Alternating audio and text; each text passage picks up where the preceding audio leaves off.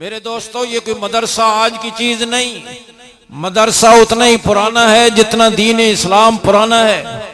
جس دن غار حرا کی خلوتوں میں سب سے پہلی وحی نازل ہوئی، اقرا بسم ربک الذی خلق، وہی مدرسہ قائم ہو گیا۔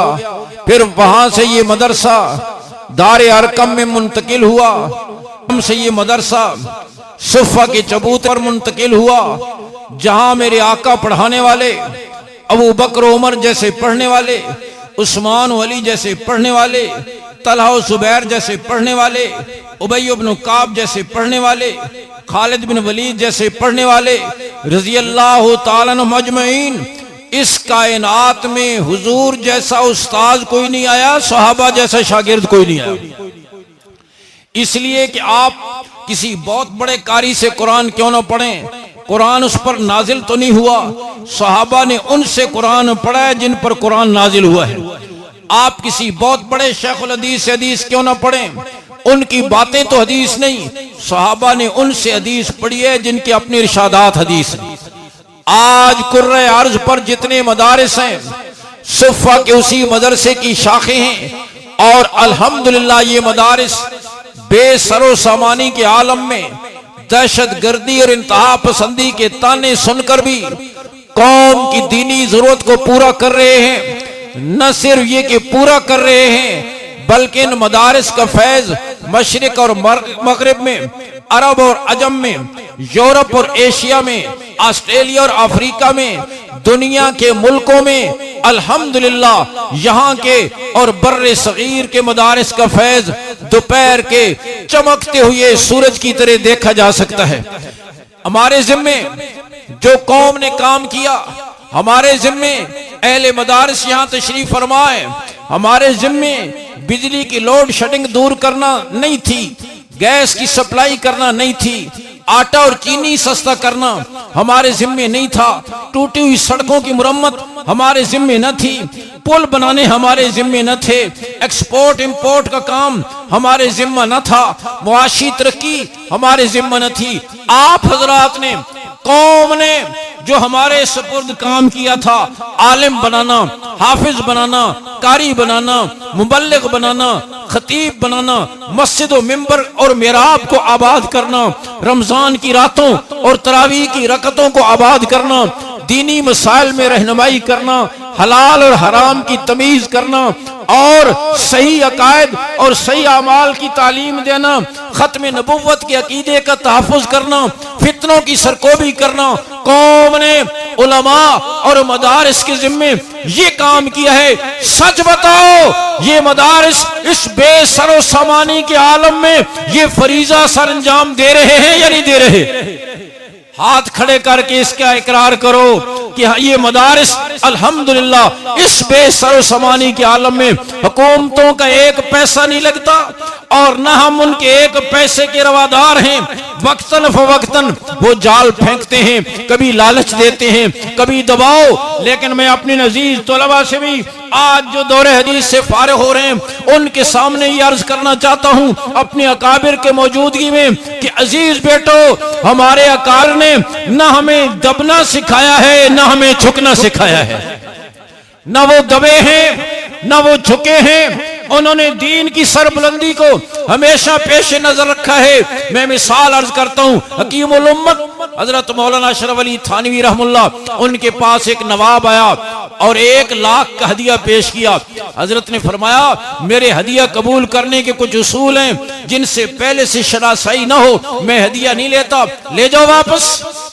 وہ نواب تھا کھڑ قسم کا، کہنے لگا حضرت سوچ لیں 1,00,000 روپے، 1,00,000 روپیہ، 1,00,000 روپیہ دینے والا مرید آپ کو پورے ہندوستان میں نہیں ملے گا۔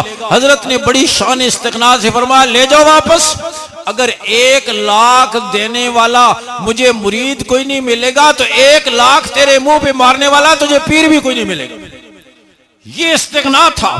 اور میں کہا کرتا ہوں عزیز طلبا، جو ہاتھ پھیلاتا ہے پھر وہ پاؤں نہیں پھیلا سکتا، اور جو پاؤں پھیلاتا ہے پھر اسے ہاتھ سکیڑنے پڑتے ہیں۔ ہمارے اکابر نے یہ استغنا، یہ خودداری، یہ قناعت، یہ جرت اور شجاعت اور یہ دین کی سربلندی سکھائی۔ عصر حاضر کے امام الاولیاء حضرت مولانا احمد علی لاہوری رحم اللہ کو پنجاب کے گورنر نواب امیر محمد خان، جو بہت جابر گورنر تھا، میں کہا کرتا ہوں گورنر تو ایک ہی گزرا، یہ باقی تو سب بکریاں ہیں، ایسا گورنر تھا کہ وزیروں کو بھی کان پکڑا دیتا تھا۔ حضرت لاہوری رحمۃ اللہ نے فرمایا میری بیٹی کا نکاح ہے، آپ نے پڑھانا ہے۔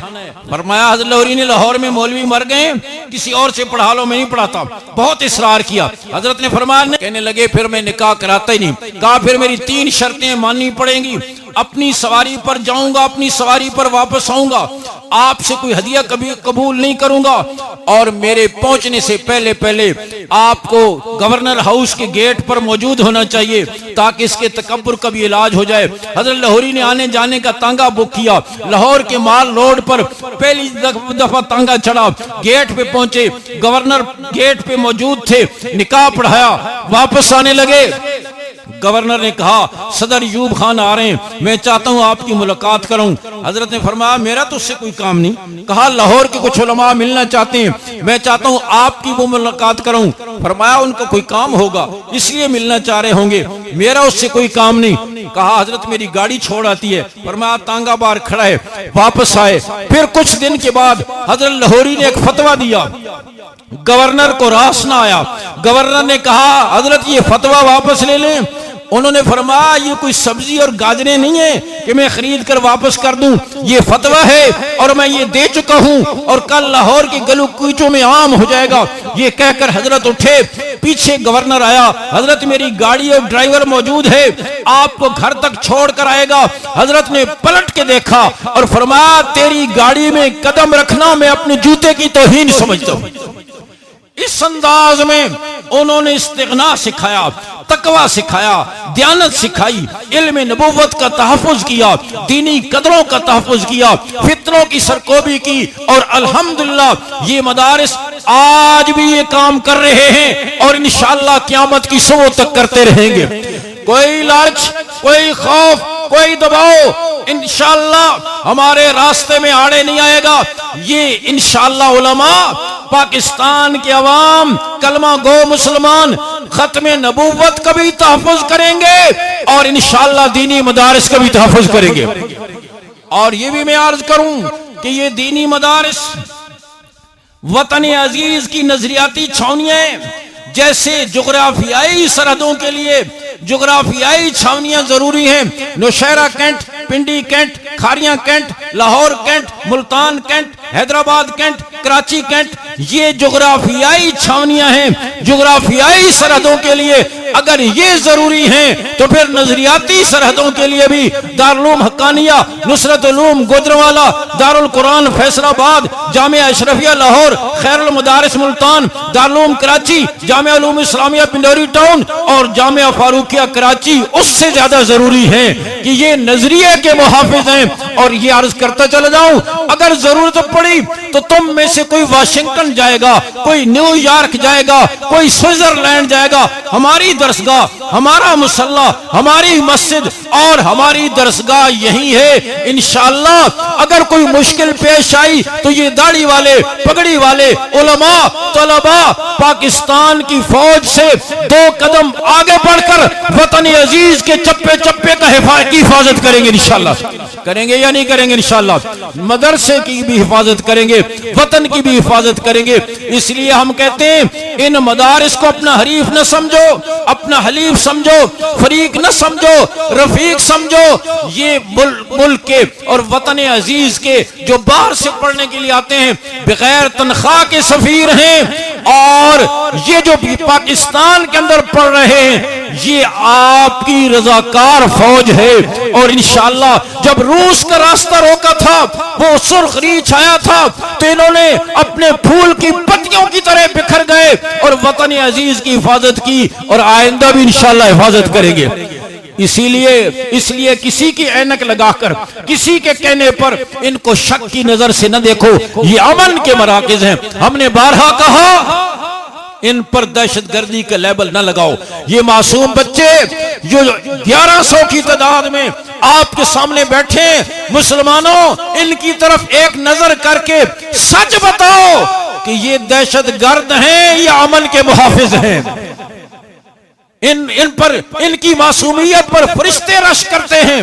ہم نے کہا ہمارا نصاب سامنے موجود ہے، اور کبھی کہتے ہیں ہاں آپ کو یکساں نصاب دیں گے۔ ہم نے کہا ٹھیک ہے، آپ یکساں نصاب بنا لیں، جس دن بن گیا اس دن ہم بھی اپنا لیں گے۔ ہم نے تو ایک حد تک کیا ہوا ہے، 8ویں تک متوسطہ میں ہم میتھمیٹکس پڑھاتے ہیں، ریاضی پڑھاتے ہیں، انگلش پڑھاتے ہیں، اردو پڑھاتے ہیں۔ اگر تم اپنے دعوے میں مخلص ہو تو تم بھی 8ویں جماعت تک نور العزا پڑھاؤ، صرف ناب پڑھاؤ، جمال القرآن پڑھاؤ، ترجمہ پڑھاؤ، ہم سمجھیں گے تم اپنے اس دعوے میں مخلص ہو۔ اور اگر یہ نہیں تو پھر یہ ہم ماننے پر مجبور ہوں گے کہ تم صرف اور صرف مدارس کی قوت کو، مدارس کی ماحول کو خراب کرنا چاہتے ہو۔ الحمدللہ مدارس میں، وفاق المدارس میں جہاں دیدہ علماء کی نصاب کمیٹی ہے، بدلتے ہوئی حالات میں ہم نصاب جتنی ضرورت ہوتی ہے بدلتے رہتے ہیں، ورنہ مدارس کے قیام کا بنیادی مقصد قرآن و سنت کے ماہر علماء تیار کرنا ہے۔ آپ میڈیکل کالج میں کیوں نہیں کہتے ان کو انجینئرنگ پڑھاؤ؟ انجینئرنگ یونیورسٹی میں کیوں نہیں کہتے ان کو ایگریکلچر پڑھاؤ؟ فیصل آباد کی ایگریکلچر یونیورسٹی والوں کو کیوں نہیں کہتے ان کو علم ادب پڑھاؤ یا ان کو تھوڑی سی وکالت سکھاؤ؟ وہاں تو یہ کہتے ہیں کہ تخصص کا دور ہے، اسپیشلائزیشن کا دور ہے، دو کشتیوں پر قدم رکھیں گے تو نہ ادھر کے رہیں گے نہ ادھر کے رہیں گے۔ تو پھر یہاں کیوں مجبور کیا جاتا ہے کہ یہ بھی پڑھاؤ یہ بھی پڑھاؤ؟ جتنی ضرورت ہے ہم تمہارے کہنے کے بغیر پڑھا رہے ہیں، اور علماء اس کی دیکھ بھال کر رہے ہیں۔ تمہاری ڈکٹیشن کی ضرورت نہیں، تم اپنے اداروں کو سنبھالو، اس نصاب کو ٹھیک کرو۔ ہمارا نصاب رب نے بھیجا ہے، جبریل علیہ السلام لے کر آئے ہیں، حضور کے مبارک سینے پر نازل ہوا ہے۔ تمہارا وہ نصاب جو بانج قسم کا ہے، جس کے پڑھنے کے بعد وزیر صاحب تقریر کرتے ہوئے کہتے ہیں پڑھو درود شریف قل واللہ احد اللہ صمد، اس کو درود شریف اور سورہ اخلاص کا پتہ نہیں، اس کو سورہ فاتحہ نہیں آتی، اس کو سورہ اخلاص نہیں آتی، اس کو اذان نہیں آتی۔ اس نصاب کو بدلو۔ 72 سال گزرنے کے بعد آج بھی اربوں روپے کے باوجود تم اس کی ایک نوک پلک درست نہیں کر سکتے۔ اگر تم غلام نہ ہوتے اور پھر تم یہ کہتے ہو ہم تمہیں کنٹرول کریں گے، ہم نے کہا جو خود کسی کے کنٹرول میں ہو وہ ہمیں کیا کنٹرول کرے گا؟ اس لیے تم اس نصاب کو ٹھیک کرو۔ اگر تمہارا قبلہ درست ہوتا تو تم اپنے نصاب کو ٹھیک کرتے۔ ہم بچپن میں جس وقت اردو میڈیم ہوتا تھا، اردو کا قاعدہ ہوتا تھا، بزرگ حضرات کو یاد ہوگا، اس میں الف انار بے بکری، بابا آیا آم لایا، الف نار کاف کینچی، اس طرح کا قاعدہ ہوتا تھا۔ تم نے کیا کیا؟ اے ایپل کر دیا، کاغذ ذرا چکنا کر دیا، کتے کی خوبصورت تصویر بنا دی، اور کیا کیا؟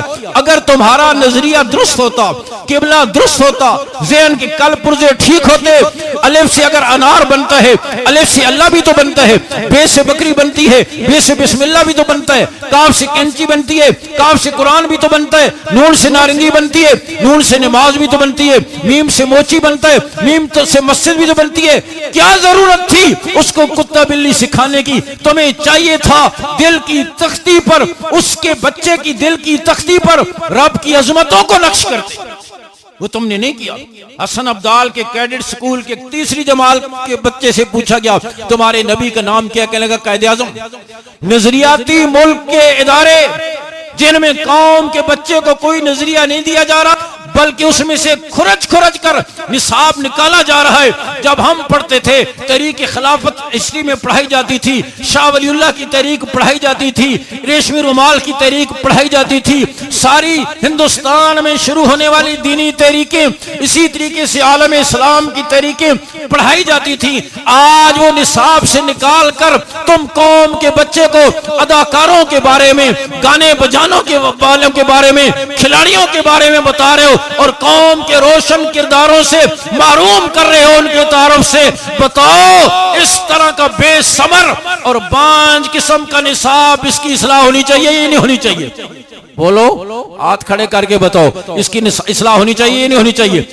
تو الحمدللہ یہ مدارس قوم کی بے لوث خدمت کر رہے ہیں اپنے وسائل کے بل بوتے پر، کہیں شہر میں، کہیں دیہات میں، کہیں پکی عمارت میں، کہیں کچی عمارت میں، کہیں جھونپڑے میں، کہیں بجلی کی روشنی میں، کہیں لالٹین کی روشنی میں۔ یہ ملا آج بھی 25 لاکھ بچوں اور بچیوں کے سینے کو علم نبوت سے منور کر رہا ہے۔ میرے دوستو، آپ نیت کرو آج ان اکابر کی موجودگی میں کہ ہم کسی پراپگنڈے سے متاثر بھی کیے ہوئے بغیر انشاءاللہ پہلے سے بڑھ کر مدارس کے ساتھ اور علماء سے تعلق رکھیں گے انشاءاللہ۔ اور جیسے آج ان بچوں کو یہ سعادت نصیب ہو رہی ہے، آپ نیت کریں ہم بھی اپنے بچوں اور بچیوں کو سب سے پہلے قرآن سے وابستہ کریں گے۔ یہ وہ زوال لا زوال دولت لے کر فارغ ہو رہے ہیں۔ جس دن آپ کی اے ٹی ایم مشینیں جواب دی جائیں گی، چیک بکیں اڑ جائیں گی، بینک بیلنس ختم ہو جائیں گے، اس دن یہ دولت آپ کو کام دے گی۔ اللہ رب العزت حافظ قرآن سے فرمائیں گے پڑھتا جا اور جنت کے درجوں پر چڑھتا جا۔ وہ ایک آیت پڑھے گا، ماں باپ کا ایک اتنا درجہ بلند ہوگا جتنا زمین و آسمان کا درمیانی فاصلہ ہے۔ اصل دولت جو ساتھ جانے والی ہے وہ یہ ہے، اس لیے اپنی اولاد کو یہ دولتیں دو گے انشاءاللہ۔ اور اگلی اور آخری باتیں بھی عرض کروں 2-3، اور وہ یہ کہ اگر یہ نہیں کریں گے، 4 پیسے کی مشین بنانے کی خاطر، چند ٹکوں کی خاطر اگر ہم نے اپنی اولاد کو دین سے محروم کر دیا تو پھر کچھ بھی نہیں کیا، بے دینی کے سیلاب میں گویا یہ ڈوب جائے گا۔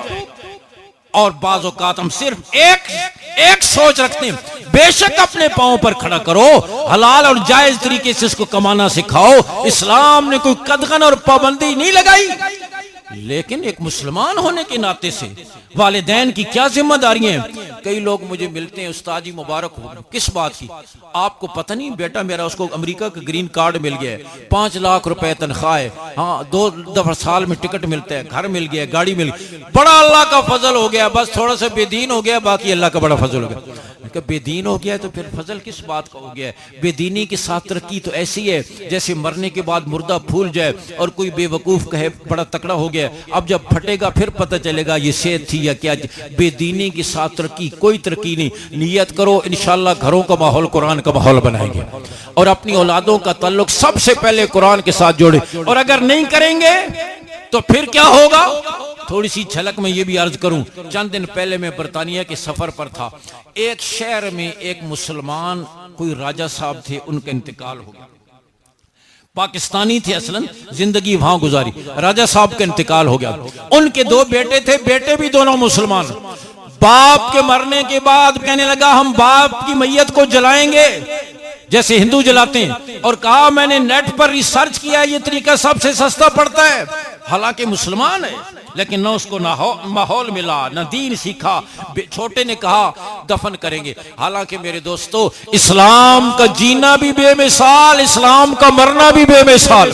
حضرت مولانا قاسم نانوتوی رحم اللہ سے ایک ہندو نے آ کر کہا حضرت ہمارا طریقہ اچھا ہے، ہم تو مرنے والے کو جلا دیتے ہیں، آپ مسلمان دفن کرتے ہو۔ حضرت نانوتوی برجستہ فرمان لگے کچرا جلایا جاتا ہے، خزانہ دفن کیا جاتا ہے۔ کچرا جلایا جاتا ہے، خزانہ؟ بڑے نے کہا آپ جلائیں گے، چھوٹے نے کہا دفن کریں گے۔ دونوں کا جھگڑا ہوا، معاملہ عدالت میں گیا، 1.25 مہینے تک کیس چلتا رہا۔ 1.25 مہینے کے بعد عدالت نے فیصلہ کیا کہ مسلمان تھا، اس کو دفن کیا جائے۔ 1.25 مہینے تک اس کی میت سرد خانے اور کولڈ سٹوریج میں پڑی رہی۔ اولاد کو دین سے وابستہ نہیں کریں گے، آنکھوں کی ٹھنڈک کی بجائے وہ نگاہوں کا کانٹا بن جائے۔ کراچی کے ایک فیملی، انہوں نے صبح کراچی جانا تھا، رات باپ کا انتقال ہو گیا، باپ کی میت کو اکیلے گھر میں چھوڑ کر صبح ایئرپورٹ چلے گئے۔ ایئرپورٹ سے محلے کے مولوی صاحب کو فون کیا کہ ہمارے والد صاحب کا انتقال ہو گیا ہے اور ہم تو کینیڈا جا رہے ہیں، آپ ان کا کفن دفن کر لیں، ہم آپ کو پیسے دے دیں گے۔ جو رب کا نہیں بنے گا وہ آپ کا بھی نہیں بنے گا۔ اس لیے سب سے پہلے اپنی اولادوں کا تعلق قرآن سے جوڑو، دین سے جوڑے، انشاءاللہ دنیا میں آنکھوں کی ٹھنڈک بنیں گے، مرنے کے بعد صدقہ جاریہ بنیں گے۔ اور پھر خاص طور پر اس ماحول میں جیسے دن کو حضرت نے وہاں بات کی، اگر ایک گملے میں لگے ہوئے پودے کی بھی آنکھ دیکھ بھال نہیں کریں گے مرجھا جائے گا۔ پھر کیا خیال ہے کھیت کی طرف توجہ نہ دیں، کھیت بنجر بن جائے، ملازمت کی طرف توجہ نہ دیں، ملازمت کی ترقیاں رک جائیں، اور آپ اگر گملے کے پودے کی دیکھ بھال نہیں کریں گے وہ بھی اجڑ جائے گا، مرجھا جائے گا، سوکھ جائے گا۔ تو کیا خیال ہے اولاد کے بارے میں؟ اور آج کل این جی اوز کے کہنے پر جو نصاب تبدیل کیا جا رہا ہے ہمارے تعلیمی اداروں میں، اللہ ماشاءاللہ اچھے ادارے بھی ہیں، لیکن عمومی بات کر رہا ہوں کہ وہاں ان کے اندر دہریت سکھائی جا رہی ہے۔ اس زمانے میں والدین کی بہت بڑی ذمہ داری ہے، صرف کھانا کھلا دینا کافی نہیں، وہ جانور بھی کھلا دیتے ہیں، چڑیا بھی اپنی چونچ میں دانا دانا لا کر بچوں کو کھلاتی ہے۔ ادھر دیکھیں بھائی، آپ کی ذمہ داری یہ ہے آپ اپنی اولادوں کے دین کی فکر کریں، ان کی ایمان کی فکر کریں، ان کے عقائد کی فکر کریں، یہ والدین کی ذمہ داری ہے۔ میں لندن کے قریب ایک قصبہ ریڈنگ وہاں تھا، ساتھی کہنے لگے ہمارے ایک ڈاکٹر صاحب ہیں، اچھے مسلمان ہیں، پکے ڈاکٹر، پکے مسلمان ہیں، ان کا بچہ سکول گیا، سکول میں کوئی دہریہ قسم کا ٹیچر تھا، اس نے بچوں کو پودوں کے بارے میں پڑھاتے، کہا بچوں دیکھو یہ مٹی ہے، ہم نے مٹی میں بیج ڈالا، پانی ڈالا اور پودا نکل آیا، اس میں اللہ کہاں سے آ گیا؟ اللہ کی ذات کا انکار سکھا رہا ہے، دہریت سکھا رہا ہے۔ بچے نے گھر آ کر باپ کو بتایا، الحمدللہ کہ باپ پکا مسلمان تھا، اس نے بیٹے سے کہا بیٹا دیکھو تیرے ٹیچر نے یہ کہا کہ ہم نے مٹی میں بیج ڈالا، پانی ڈالا، پودا نکل آیا، تو بیٹا مٹی کا رنگ کیا ہے؟ اس نے کہا براؤن ہے، پورا رنگ ہے۔ بیج کا رنگ کیا ہے؟ کہا ریڈ ہے، سرخ ہے۔ پانی کا رنگ کیا ہے؟ کہا سفید ہے۔ اس نے کہا بیٹا تیرے ٹیچر نے پورے رنگ کی مٹی میں سرخ رنگ کا بیج ڈالا، سفید رنگ کا پانی ڈالا، لیکن پودا جو نکلا وہ تو سبز رنگ کا نکلا۔ تیرے ٹیچر نے تو سبز رنگ نہیں ڈالا، یہ سبز رنگ کہاں سے آ گیا؟ ہاں پورے مٹی میں سرخ بیج میں سفید پانی سے یہ سبز رنگ کہاں سے آ گیا؟ یہ سبز رنگ پیدا کرنے والا وہی اللہ ہے۔ بیٹا ہمارے گھر میں ایک نیچے ٹینکی ہے، ایک چھت پر ٹینکی ہے، نیچے والی ٹینکی میں ہم پمپ لگاتے ہیں، وہ پانی اوپر چڑھاتا ہے، لیکن ہمارے گھروں میں جو درخت ہیں اس درخت کی جڑ میں ہم پانی ڈالتے ہیں، جڑ میں کوئی پمپ نہیں، کوئی موٹر نہیں، اور وہ پانی آخری شاخ اور پتے تک پہنچتا ہے۔ بتاؤ بغیر پمپ کے آخری شاخ اور پتے تک پانی پہنچانے والا کون ہے؟ وہی اللہ ہے۔ اس لیے میرے دوستوں اور بزرگوں میں دست بستہ عرض کروں اپنی اولادوں کے دین کی فکر کریں، گھروں میں ان کو قرآن کا ماحول فراہم کریں، پاکیزہ ماحول فراہم کریں، اور عصری اداروں میں بھی ان اداروں کا انتخاب کریں جہاں اس کو دین سکھایا جاتا ہو۔ اگر استاد کی زبان پر اللہ کا نام نہیں آتا، اس سے پڑھنے والے بچے میں دین کہاں سے آئے گا؟ جس استانی کے سر پہ کبھی خود دوپٹہ اس نے نہیں کیا، اس سے پڑھنے والی بچیوں میں حیا کہاں سے آئے گا؟ اگر استاد کی سوچ ٹھیک ہوگی، وہ سائنس پڑھاتے ہوئے بھی بچوں کو اللہ کی عظمت سکھائے گا۔ زراعت کا قاعدہ ہے، سائنس کا قاعدہ ہے، پانی اپنی سطح ہموار رکھتا ہے۔ اب ایک تو یہ ویسے سمجھا دے پانی اپنی سطح ہموار رکھتا ہے تجربہ، ایک یہ کہ بیٹا اللہ نے پانی میں خوبی رکھی ہے کہ اپنی سطح ہموار رکھتا ہے۔ تو سائنس پڑھاتے ہوئے رب کی عظمتیں سمجھائے، ریاضی پڑھاتے ہوئے رب کی عظمتیں سمجھائے۔ تو آپ نیت کرو، ایک تو یہ کہ انشاءاللہ سب سے پہلے اپنی اولادوں کا تعلق قرآن کے ساتھ جوڑیں گے انشاءاللہ۔ دوسرا یہ کہ انشاءاللہ ان مدارس کے ساتھ پہلے سے بڑھ کر تعلق جوڑیں گے انشاءاللہ، گھروں کا ماحول قرآن کا ماحول بنائیں گے، اپنی اولاد کی تعلیم اور تربیت پر توجہ دیں گے، اور انشاءاللہ اپنا پیٹ کاٹ کر بھی کہ دینی مدارس ہماری قوم کی سب سے بڑی ضرورت ہے۔ بے شک پکی گلیاں ہماری ضرورت ہیں، بے شک ٹیلی فون ٹیلیکس ہماری ضرورت ہے، ڈسپنسری اور اسپتال ہماری ضرورت ہے، بجلی کی روشنی ہماری ضرورت ہے، لیکن میرے دوستو اگر بجلی کی روشنی نہ ملی، سورج چاند کی روشنی ہم سے کوئی نہیں چھین سکتا، پکی گلیاں نہ ہوئی کچی میں گزر جائے گا، اعلیٰ مکان نہ ہوئے لوگ خیموں جھونپڑوں فٹ پاتھوں پر بھی زندگی کے دن پورے کر کے چلے جاتے ہیں، لیکن بتاؤ رب کو راضی کیے بغیر کوئی قبر میں چلا گیا تو اس کا کیا بنے گا؟ آپ یہ سمجھیں، ذہن میں رکھیں کہ دینی مدارس قوم پر بوجھ نہیں، قوم کی سب سے بڑی ضرورت ہے، بنیادی ضرورت ہے، اور ایسی ضرورت ہے کہ جن کے بغیر کام نہیں چلتا۔ تو ہم انشاءاللہ مدارس کے ساتھ پہلے سے بڑھ کر تعاون کریں گے انشاءاللہ۔ اللہ یہ دولتیں ہم سب کو نصیب فرمائے، اور اس ادارے کے فیض کو اللہ عام فرمائے، تام فرمائے، اور زیادہ مقبولیت، محبوبیت، مرجعیت نصیب فرمائے، اور ہمارے ان پھولوں، ان نونہالوں اور ان بچوں کو اللہ دین کی خدمت کے لیے قبول فرمائے۔ وآخر الدعوانا الحمدللہ رب العالمین۔